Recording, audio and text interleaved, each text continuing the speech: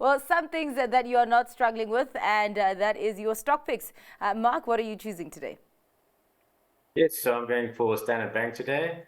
We're bullish the South African economy. We think that we will hit the 2% GDP growth rate, and that's fantastic for banks because then there's more demand for their lending, and they've been currently growing lending at about 5%, 5 to 6% a year. And if GDP picks up, they can grow lending up to sort of 8, 9% a year, and that's a huge benefit, and it flows through to their earnings.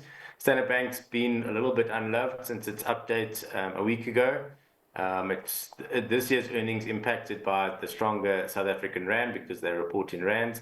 The year before, they did 25% earnings growth in rands. So I think the market's being a little bit unkind to Standard Bank in the short term.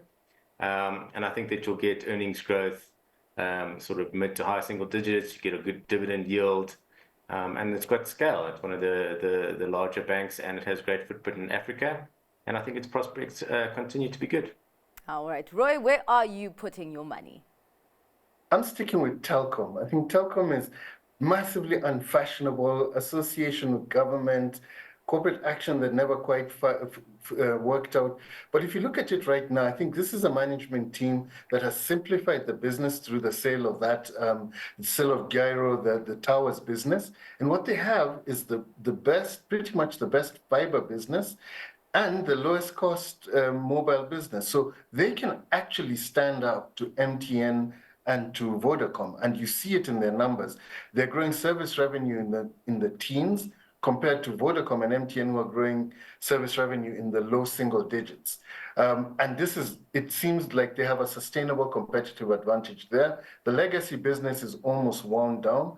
Once the cash from the sale of the assets comes in, they'll pay down a lot of their debt, and you should see margins beginning to expand. And remember, the difference between them and the others is they're fully SA focused. The others have problems out in Africa, which will take solutions, which will take energy and time to resolve, and they'll get back to dividend paying within the next 1 year. So I think for the price that you're paying, even after this little trot, there's still value in Telkom.